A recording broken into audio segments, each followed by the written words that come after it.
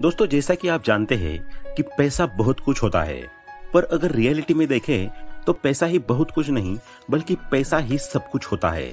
अगर आप पैसे वाले नहीं हैं तो आपकी एजुकेशन, आपकी नॉलेज, आपका बिहेवियर, सबकी वैल्यू लोगों की नजरों में जीरो हो जाती है। अब प्रेम को ही देख लो तो प्रेम, राज एंड करण ये तीनों इंजीनियरिंग कॉलेज के स्टूडेंट्स थे। अच्छे दोस्त भी थे। प्रेम रिच फैमिली से बिलोंग करता था। उसके फादर बिजनेसमैन थे, पर पढ़ाई में वो एक एवरेज स्टूडेंट था। राज अपर मिडिल क्लास से बिलोंग करता था। उसके फादर अकाउंटेंट की जॉब करते थे। पढ़ाई में वो ब्रिलियंट स्टूडेंट था। उसके फादर का यही सपना था कि उसकी बड़ी कंपनी में जॉब हो, अच्छी सैलरी हो। वो राज को यही समझाते थे कि 60 साल की उम्र तक जॉब करो, इतनी मेहनत करो कि रिटायरमेंट के बाद आराम से लाइफ एंजॉय कर सको। वहीं करण एक लोअर मिडिल क्लास फैमिली से बिलोंग करता था। उसके फादर सिक्योरिटी गार्ड थे। उसकी मम्मी टेलर थी, इसलिए वो कॉलेज के साथ साथ ट्यूशंस पढ़ाता था एंड फ्रीलांस जॉब भी करता था। इन सब की वजह से वो पढ़ाई में एक एवरेज स्टूडेंट था। पढ़ाई लिखाई खत्म होने के बाद प्रेम की 50,000 सैलरी की प्लेसमेंट लगती है। राज, जो कि ब्रिलियंट स्टूडेंट था, उसे 1 लाख की प्लेसमेंट मिली। करण को कॉलेज की तरफ से कोई प्लेसमेंट नहीं मिली, इसलिए उसने खुद से एमएनसी कंपनी में 25,000 की जॉब पकड़ ली। इसके बाद तीनों अपनी लाइफ में बिजी हो गए। 15 साल बाद तीनों ने मिलने का प्लान बनाया। वो बहुत खुश थे कि इतने सालों बाद मिलेंगे। प्रेम और राज दोनों ही महंगी कार में मिलने आए थे, पर करण को आने में थोड़ी देर हो गई और प्रेम और राज उसका वही इंतजार करने लगे और बातें करने लगे। हैरानी की बात तो ये थी कि राज, जिसकी सैलरी सबसे ज्यादा थी, वो सबसे ज्यादा एजेड लग रहा था। पेट निकला हुआ, सर पर बाल नहीं, थका हुआ। बातों बातों में उसने बताया कि वो जॉब लाइफ से बहुत फ्रस्ट्रेटेड हो चुका है, लेकिन इतनी लायबिलिटीज है, जैसे होम लोन, कार लोन, बाकी कई चीजों की ईएमआई, कि वो चाह कर भी जॉब नहीं छोड़ पा रहा है। वही प्रेम एक अच्छी एंड स्मूथ लाइफ जी रहा था। उसने बताया कि वो अब अपने फादर का बिजनेस संभालना चाहता है। थोड़ी बहुत इन्वेस्टमेंट भी कर ली है जो ओल्ड एज में काम आ सके। पर इन सबसे अलग था करण। जैसे ही करण की एंट्री होती है, प्रेम और राज दोनों शॉक हो जाते हैं, क्योंकि वो एक नॉर्मल होंडा सिटी से उतरता है, अच्छे कपड़े और वेल ड्रेस्ड होकर निकलता है। सब कुछ एकदम सिंपल फिर भी एलिगेंट दिख रहा होता है। प्रेम और राज सोच में पड़ जाते हैं कि यार, इसकी तो फैमिली इनकम भी इतनी ज्यादा नहीं थी, तो इसने इन 15 सालों में क्या किया होगा। अब वैसे करण की इनकम तो ज्यादा नहीं थी, बट कॉलेज के दिनों से ही वो ट्यूशंस एंड फ्रीलांस से जो इनकम होती थी उसमें थोड़ा सा इन्वेस्टमेंट करता था। और जब करण ने कहा कि भाइयों, मैं तो इन 15 सालों में रिटायर हो चुका हूँ, तो प्रेम और राज के पैरों तले जमीन खिसक पड़ी। और सबसे ज्यादा हैरानी हुई राज को, क्योंकि तीनों दोस्तों में राज ही था जो महीने का 1 लाख रुपए कमाने के बावजूद कुछ नहीं बचा पाता था। आपको रॉबर्ट कियोसाकी की book the rich dad poor dad का कंसेप्ट तो पता ही होगा कि एक rich class and poor class का पैसों के प्रति सोचने का तरीका बिल्कुल अलग होता है। रिच क्लास और रिच माइंडसेट रखने वाले लोग पैसा कमाना भी जानते हैं और उसे इन्वेस्ट करना भी, बट मिडिल क्लास और पुअर मेंटेलिटी रखने वाले लोग सिर्फ कमाने में ही सारी जिंदगी लगा देते हैं और इन्वेस्टमेंट के बदले लायबिलिटीज को क्रिएट करते हैं। जैसे कि राज सभी दोस्तों को देखकर अपने बारे में सोचता है कि इन 15 सालों में मैंने जितना कमाया उतना खर्च कर दिया। उसने मन ही मन सोचा, 15 साल बाद मेरी 1,75,000 सैलरी है। इन तीनों में सबसे ज्यादा मैं ही कमा रहा हूँ, फिर भी मैं इन 15 सालों में कुछ बचा क्यों नहीं पाया। इस पर राज ने करण को ताना मारते हुए पूछ ही लिया कि भाई, आखिरकार तूने ऐसा क्या कर लिया कि 15 साल के अंदर अंदर तू रिटायर हो रहा है। तेरी तो सैलरी भी हम सबसे कम थी। इस पर करण ने जवाब दिया कि भाई, मेरी सैलरी भले ही तुम सबसे कम थी, पर मैं कॉलेज के दिनों से ही इन्वेस्टमेंट्स कर रहा था, जिसकी वजह से आज मेरी इनकम से कई ज्यादा मेरी इन्वेस्टमेंट्स है। इसलिए आज अगर मैं नौकरी छोड़ भी दूं तो भी मेरे बीवी बच्चे आराम से बैठकर खा सकते हैं, क्योंकि मैं वो चीज अचीव कर चुका हूँ जिसमें लोगों को पूरी जिंदगी लग जाती है, और वो है फाइनेंशियल फ्रीडम, वो भी द फायर मेथड से। करण ने बताया, फायर यानी फाइनेंशियल इंडिपेंडेंस रिटायर अर्ली।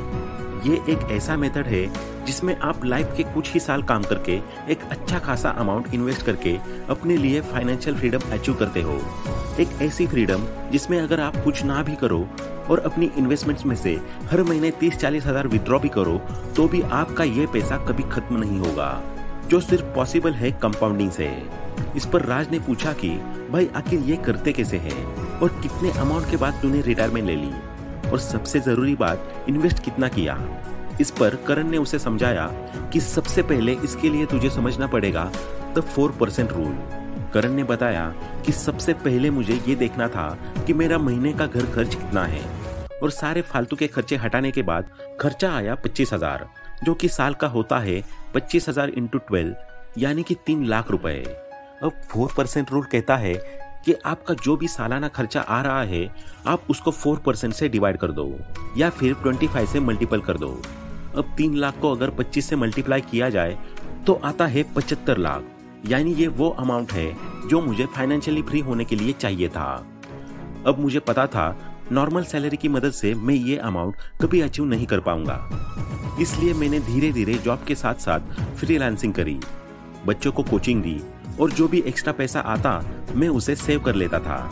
और ऐसा करते करते 5 सालों के अंदर अंदर मेरे पास 10 लाख रुपए जमा हो चुके थे, जिसको मैंने स्मॉल, मिड और लार्ज कैप म्यूचुअल फंड्स में इन्वेस्ट किया, जहां से मुझे 18% तक का रिटर्न आराम से मिल जाता था।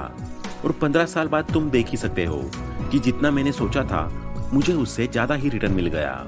उसने बताया कि मैंने अपने खर्चे कम किए, छोटा घर लिया, बच्चों को नॉर्मल स्कूल में पढ़ाया, और अपनी इनकम एंड सेविंग्स को मैनेज करते हुए मेरे पास 1.20 करोड़ की वेल्थ बनी। ये उतना पैसा है कि अगर अब मैं जॉब भी छोड़ दूं तो भी आराम से अपनी पैसिव इनकम से आने वाली लाइफ के एक्सपेंसेस बेयर कर सकता हूँ। उसकी इसी बात को आगे बढ़ाते हुए प्रेम बताता है कि ठीक उसने भी कुछ ऐसा ही किया था जब शुरुआत में उसकी नई नई नौकरी लगी थी। प्रेम ने राज को बताया कि उसने भी फायर मेथड के बारे में सुना था और अपनी रिटायरमेंट जर्नी तक पहुंचने के लिए उसने फॉलो किया द 15:15:15 रूल। प्रेम ने राज को समझाया कि देख भाई, तेरे पास तो एकदम से 10 लाख रुपए कहीं से आने नहीं वाले, और यही हाल मेरा भी था, क्योंकि मैं भी कॉलेज के दिनों में सिर्फ पढ़ाई और मौज मस्ती किया करता था। पर नौकरी लगने पर और जिम्मेदारियां आने पर मुझे पता चला कि इन्वेस्टमेंट्स कितनी जरूरी है, इसलिए मैंने भी करण की तरह अपना पैसा इन्वेस्ट किया, पर एक साथ नहीं। मैंने हर महीने 15,000 रुपए इन्वेस्ट किए, 15% के इंटरेस्ट रेट से 15 साल के लिए। अब अगर देखा जाए तो मेरा भी खर्चा कुछ महीने का 25,000 के आसपास ही है, तो मुझे भी अपनी रिटायरमेंट के लिए लगभग 75 लाख रुपए चाहिए होंगे। इसीलिए मैंने नौकरी के दूसरे साल से ही हर महीने 15,000 रुपए इन्वेस्ट करना शुरू किया। और तुम यहाँ देख ही सकते हो कि आज 15 साल बाद मेरा पोर्टफोलियो कितने का हो चुका है, 92,45,000, यानी जितना मैंने सोचा था उससे भी ज्यादा। यही है भाई पावर ऑफ कंपाउंडिंग, जिसको शायद मैंने और करण ने तो अच्छे से समझ लिए, लेकिन क्या तुमने कुछ इन्वेस्ट किया? राज ये सब सुन ही रहा होता है कि एकदम से बोल पड़ता है, भाई मैंने तो जीवन भर जितना कमाया उतना उड़ाने में विश्वास रखा है। जब मेरी अच्छी जॉब लगी थी तब मुझे लगा था कि मैं इसकी मदद से सब कुछ कर सकता हूँ, पर देखते देखते मेरा वो पैसा खत्म हो जाता था और मुझे लोन्स और डेब्ट्स की आदत पड़ गई। मैं सोचता था कि पैसा बचाकर कुछ घर बेच दूं और जो जो मुझे जरूरत है उसे लोन से पूरा कर लूं। मार्केट में कोई भी नया फोन आए या गाड़ी आए मुझे चाहिए होती है, इसीलिए मैं आज तक इन्वेस्टमेंट का सोच नहीं पाया। और यार, अभी मेरी बेटी का एडमिशन भी मैंने केरला के टॉप स्कूल में कराया है, जिसकी फीस 60,000 रुपीज है। और साथ ही अभी हाल ही में मैंने अपना 1 करोड़ का घर लिया है EMI पे, जिसकी मैं हर महीने 90,000 तक EMI भरता हूँ। तो भाई मेरी बीवी बच्चे खुश है, पैसा आता है, उनसे मैं अपनी जरूरतें पूरी कर लेता हूँ, अच्छी नौकरी है, तो इन्वेस्टमेंट की क्या जरूरत। राज जानता था कि वो कितना गलत है, पर फिर भी दोस्तों के सामने सर ना झुक जाए इसलिए उसने इतनी बड़ी बड़ी बातें कह दी। इस पर प्रेम बोल पड़ा, भाई अभी तो तुम नौकरी से परेशान थे, नौकरी छोड़ने की बात कर रहे थे, तुम्हारे ऊपर आज इतनी लायबिलिटीज है। सोचो अगर किसी कारण की वजह से आज सच में तुम्हें जॉब छोड़नी पड़े तो तुम क्या सरवाइव कर पाओगे। और प्रेम की इस बात का जवाब राज के पास नहीं था, इसीलिए करण और प्रेम दोनों ने मिलकर उसे समझाया कि ये फायर मेथड कितना जरूरी है। करण ने बताया कि मैंने आज जो इन्वेस्टमेंट करी है इससे मैं SWP के जरिए अपना पैसा विड्रॉल करूंगा, यानी मेरा खर्च 25-30 हजार है, पर अगर मैं महीने का 40,000 भी विड्रॉ करता हूँ तो तुम यहाँ देख ही सकते हो कि सेम उसी सिस्टम से मेरे पास अगले 5 साल, 10 साल या 20 साल तक भी ये पैसा कभी खत्म नहीं होगा, उल्टा और भी ज्यादा कंपाउंड होता चला जाएगा। ठीक इसी तरह प्रेम का भी फाइनेंशियल फ्रीडम का फंडा यही है, पर तुम्हें ना चाहते हुए भी अपनी लाइफ के 60 साल तक काम करना पड़ेगा। और जितना कर्ज और जो स्टैंडर्ड ऑफ लिविंग तुमने बनाया है वो मेंटेन करने के लिए तुम्हें बहुत मेहनत करनी पड़ेगी और तुम चाह कर भी अपनी नौकरी नहीं छोड़ पाओगे। बल्कि मैंने तो अपने बच्चों के लिए पहले से SIP प्लान्स करना शुरू कर दिए हैं। हर महीने मैं अपने बच्चों के नाम 5-5 हजार की SIP करता हूँ, ताकि जब मेरे बच्चे बड़े हो, उनको अपने कॉलेज के लिए, अपनी पढ़ाई के लिए पैसे चाहिए हो तो वो इस पैसे का सही यूज कर सके और उन्हें किसी पे डिपेंडेंट ना होना पड़े। यही सही मायनों में फाइनेंशियली फ्री लाइफ का मूल मंत्र है। तो प्रेम, राज एंड करण की स्टोरी से एक बात क्लियर है कि हम 60 साल तक काम करने के बाद आराम से बुढ़ापा काटने की प्लानिंग करते हैं, पर लाइफ को एंजॉय करने में, सारी लग्जरीज हासिल करने में हम अपने आप को इतने गहरे गड्ढे में ढकेल देते हैं जहां से सिर्फ frustration, workload, tensions, physical and mental stress ही सामने आता है। और यही स्ट्रेस बुढ़ापे में आपको ले जाते हैं कई बीमारियों की तरफ और फिर शुरू होता है मेडिकल ट्रीटमेंट का अनलिमिटेड गेम, जो हमारी सारी सेविंग्स, प्रोविडेंट फंड्स को खत्म कर देता है और सोचने पर मजबूर कर देता है कि जीवन में हमने कोई गलती तो नहीं की। लेकिन हम करण के एग्जाम्पल से समझ सकते हैं कि मिडिल क्लास थिंकिंग रखकर कम सैलरी में भी इन्वेस्टमेंट्स करके पैसिव इनकम क्रिएट की जा सकती है और एक ऐसा नंबर अचीव किया जा सकता है जहां से आप बिना कुछ काम किए भी हर महीने 40,000 से 50,000 विड्रॉ करें तो भी अगले 15-20 साल तक आपका पैसा खत्म नहीं होगा। इसलिए कार लोन, होम लोन लेने से अच्छा है जितना आप वहां EMI दोगे उतने की SIP करो और कुछ ही सालों में फाइनेंशियल फ्रीडम अचीव करके अपनी और अपने आने वाली पीढ़ी की लाइफ सिक्योर कर पाओ। और SIP के लिए जरूरी नहीं कि आप हमेशा 15-20 हजार रुपए ही इन्वेस्ट करो, आप मिनिमम 500 की इन्वेस्टमेंट से भी शुरू कर सकते हो। अगर आप अगले 30 साल के लिए भी 15% इंटरेस्ट के साथ इन्वेस्ट करते हैं तो आपको 28-30 लाख तक वापस मिलेंगे। और अगर 40 साल के लिए आप मात्र 500 रुपए भी इन्वेस्ट करते हो तो आपको मिलेगा 1.15 करोड़।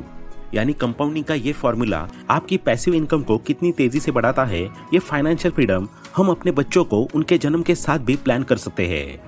जैसे कि उनकी अपब्रिंगिंग में उन्हें हम महंगे गिफ्ट्स या महंगी एजुकेशन ना देकर सिक्योर्ड लाइफ दे सकते हैं। 40 साल की इन्वेस्टमेंट प्लान के बाद जब आपका बेटा अपने 40s में होगा और एक बड़ी पैसिव इनकम आपकी तरफ से मिलेगी तो वो कितना रिलैक्स होगा। वो भी उस फाइनेंशियल प्लान को फॉलो करेगा और अपनी फ्यूचर जनरेशन को भी फाइनेंशियल फ्रीडम की तरफ ले जाएगा। तो दोस्तों, आज के लिए इतना ही। वीडियो पसंद आया हो तो लाइक करें, दोस्तों के साथ शेयर करें और ऐसे ही वैल्यूएबल वीडियोस को देखने के लिए चैनल को सब्सक्राइब करना ना भूलें। Thanks for watching.